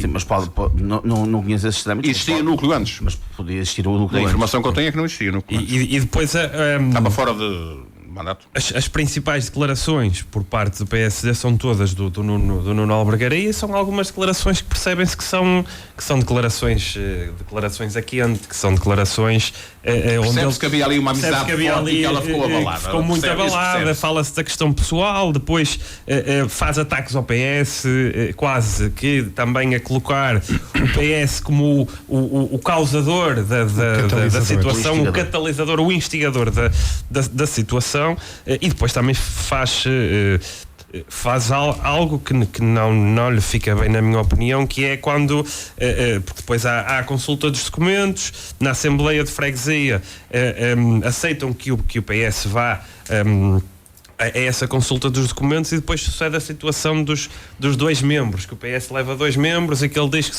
só podia entrar para entrar o segundo tinha que ter colocado um requerimento à mesa à Assembleia de Freguesia para poder ser aceite na sessão de consulta dos documentos.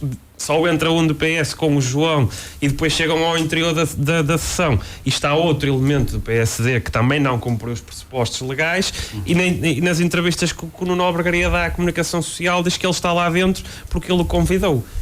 Ou seja, não lhe ficam bem estas declarações, ou seja, percebe-se que houve ali um atrito cuidado com esses formalismos, tem que ter cuidado. E depois, se o formalismo era para um lado, também tinha que ser para o outro, e o Presidente não pode dar a ideia que é autocrata, não pode dizer que ele estava ali porque eu quis e porque eu decidi. Claro. Se os formalismos eram para uns, eram para outros.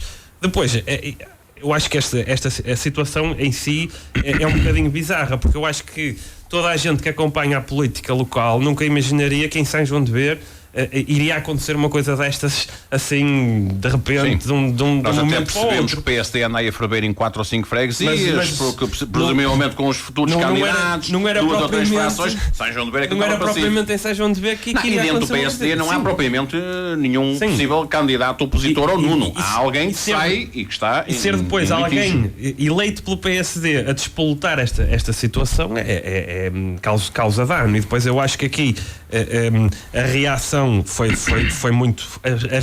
muito a quente, se calhar sem pensar, e eu acho estranho a Conselhia do PSD ter deixado que um dos seus núcleos, e ainda para mais, isso é que eu acho estranho. A Conselhia do PSD nunca tomou uma posição sobre isto, como lembro. E depois sendo uma figura que a situação podia chegar a outros elementos, e o Alferes falou, tem razão, é irmão do Amadeu. Não há o Amadeu é que toda a gente identifica como o possível sucessor de Emílio Sousa. Se existir ali uma polémica com o irmão, o outro irmão vai ficar abalado por essa mesma polémica.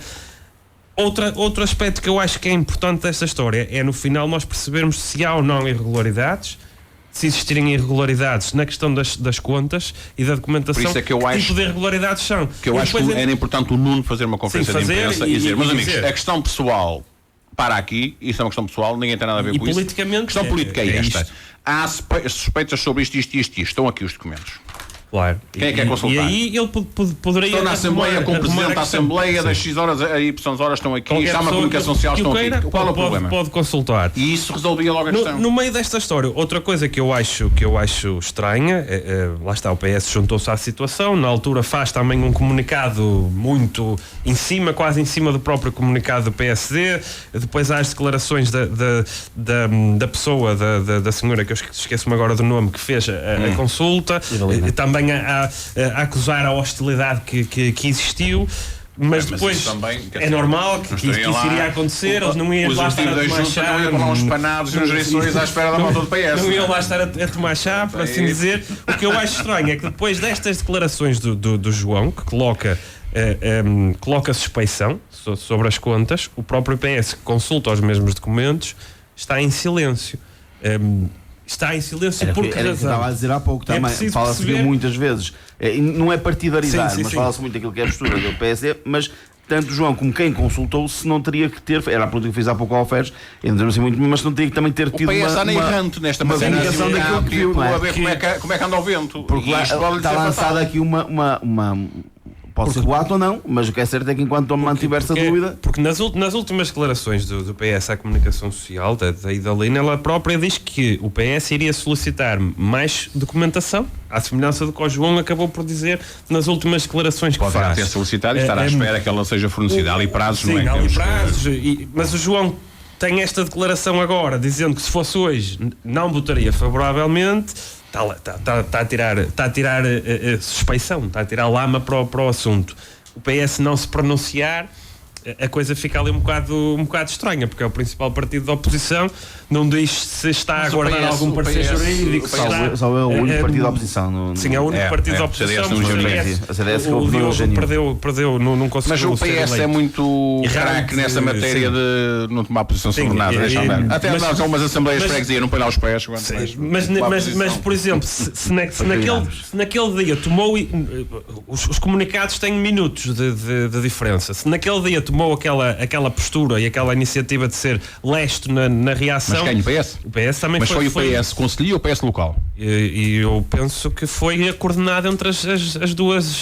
Faz toda a diferença, mais uma vez, faz toda a diferença. Mas a figura máxima do PS conselho já se pronunciou também sobre o assunto e fez que já falou mais com o local. Já falou mais do que o local. E depois desta declaração a colocar a suspeição, o silêncio do PS, acho que no meio desta história é estranho. O próprio PS devia dizer o que é que está a fazer neste momento.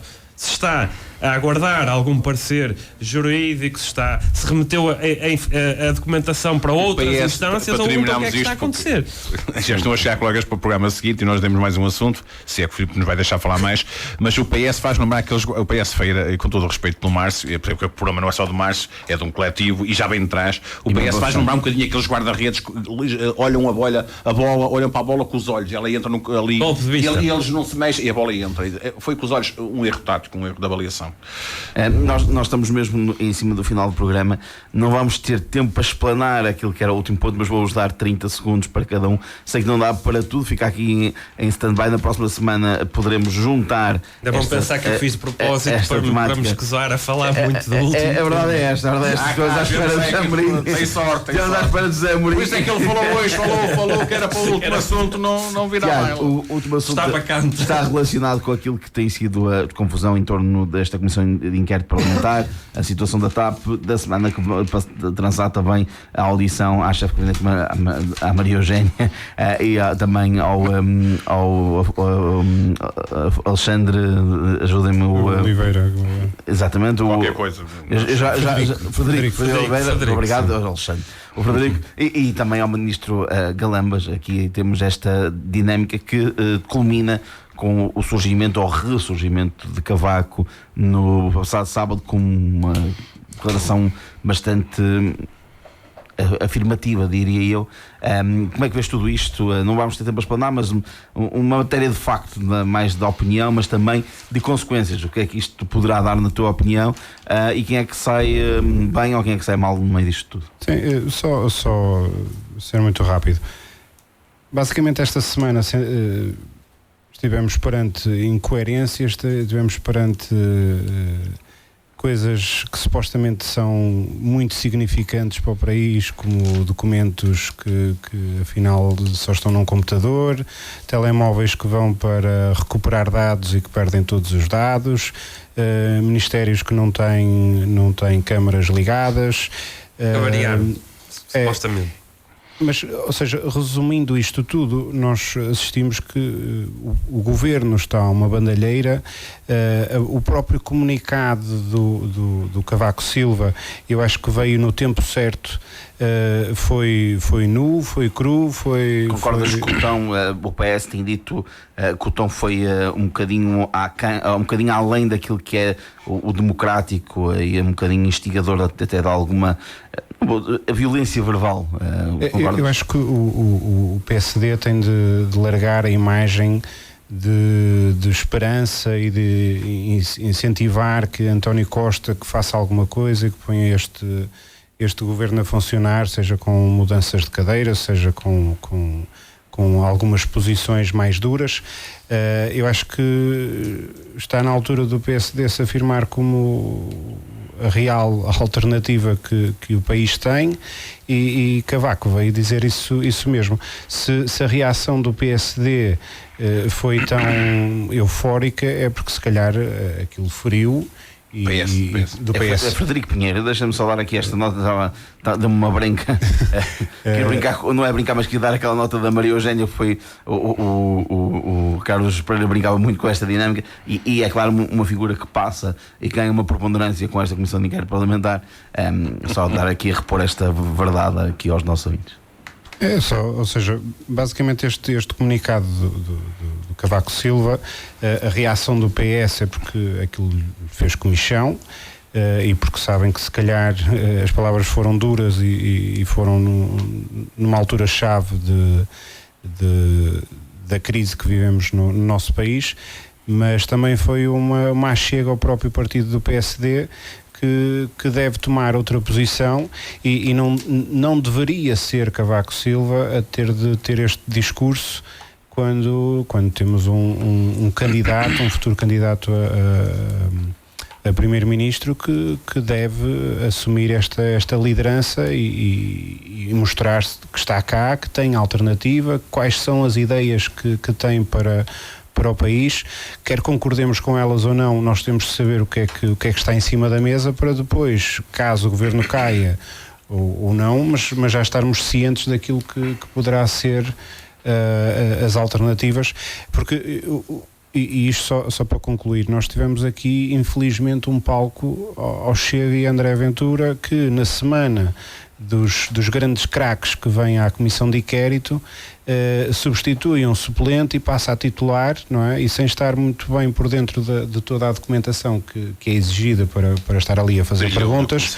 Brilhou, foi-lhe dado o tapete vermelho, e está na moda de cima, não é? Porque é isso que nós queremos. O telemóvel ficar lá, e o telemóvel acabou por ficar lá, não de forma direta, mas ficou. Acabou por ser a figura principal de toda esta. Anda tudo a dormir.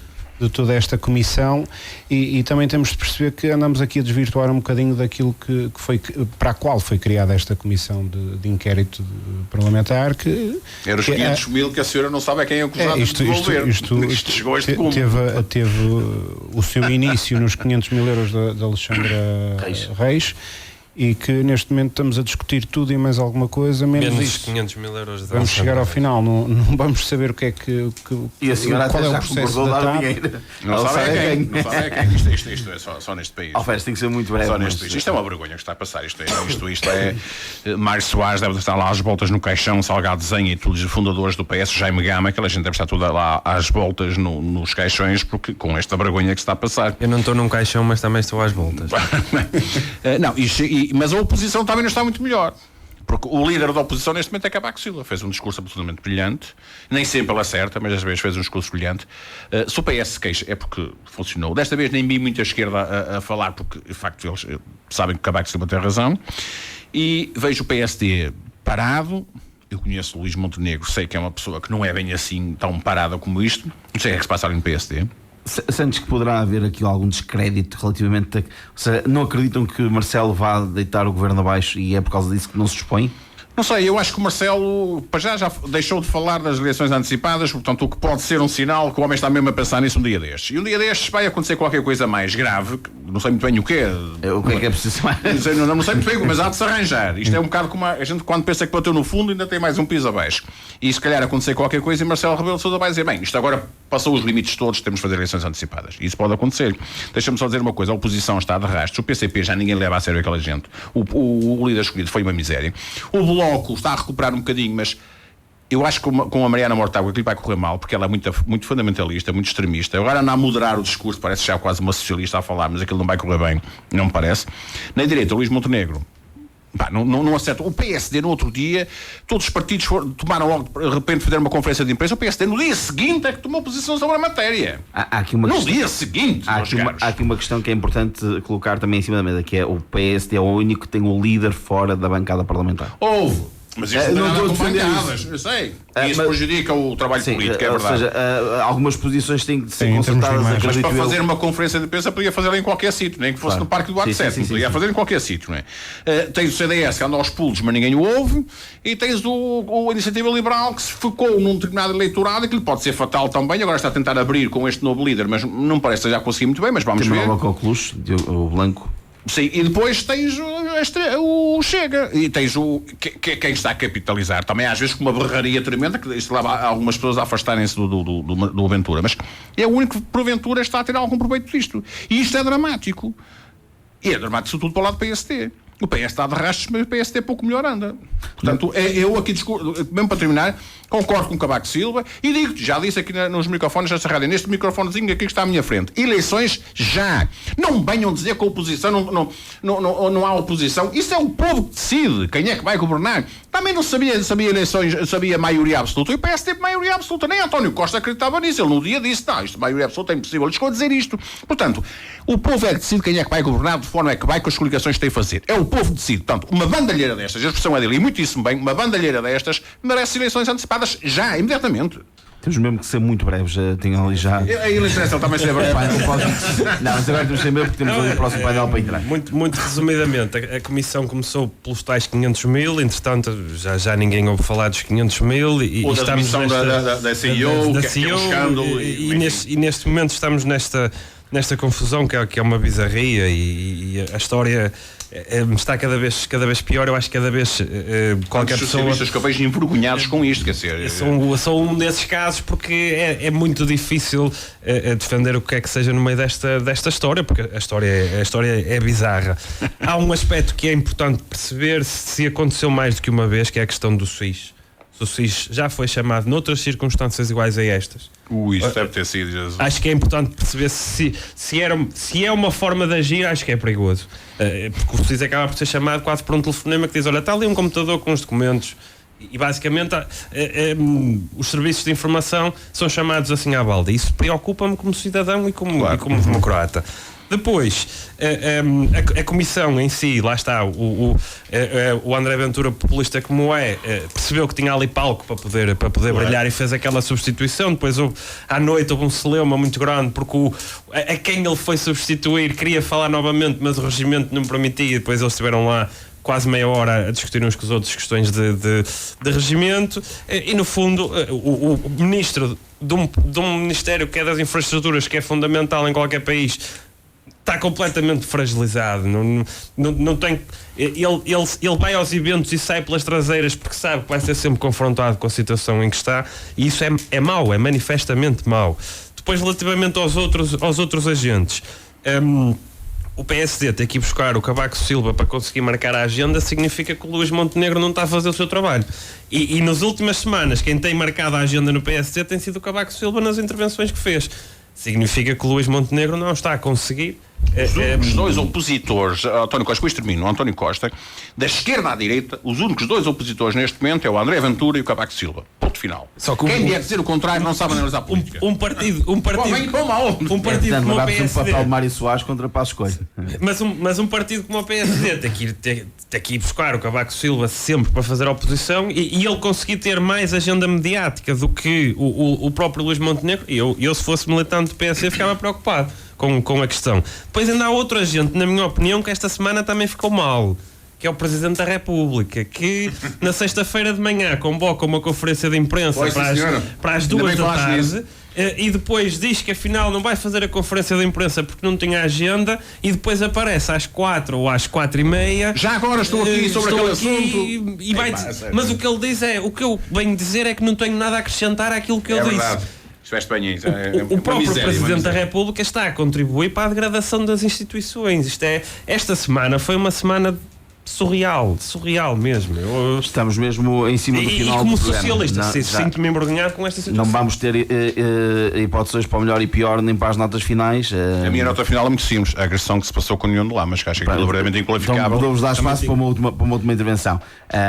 José Amorim, também tinha no meu pior da semana a questão do União de Lamas, das agressões, e tinha aqui, queria felicitar o hóquei em campo da União de Lamas, que venceu na semana passada uma taça de honra. Eu na semana passada parabenizei uma série de clubes e deixei de fora esta questão, e também parabenizar a Associação Empresarial da Feira, já que tenho aqui 2 elementos pelo modo da Feira.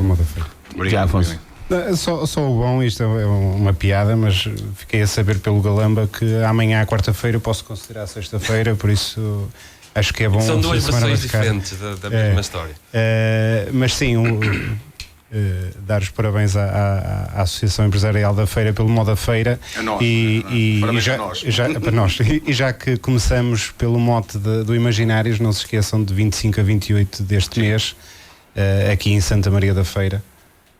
Estão convidados e acho que temos aqui um excelente programa. Obrigado, eu não tenho nota positiva, é só mesmo a questão do União de Lamas, volto a bater na tecla, é a questão da formação dos homens, da formação das pessoas, que há bocado o Tiago falava. Isto não pode acontecer, a pessoa em causa tem que ser severamente castigada e perceber se o clube a quem pertencia a pessoa se tem alguma responsabilidade nisso, porque se tiver tem que ser também castigado. Obrigado ao Tiago e ao Alfredo que juntaram a nós hoje no programa. Obrigado a José Amorim. Regressamos na próxima terça-feira com o Governo da Opinião, mas já daqui a pouco teremos então a sintonia tática aos campeonatos nacionais. Vai ser uma curtíssima pausa, não saia daí, contamos consigo desse lado. 92 FM, Sintonia, a sua rádio.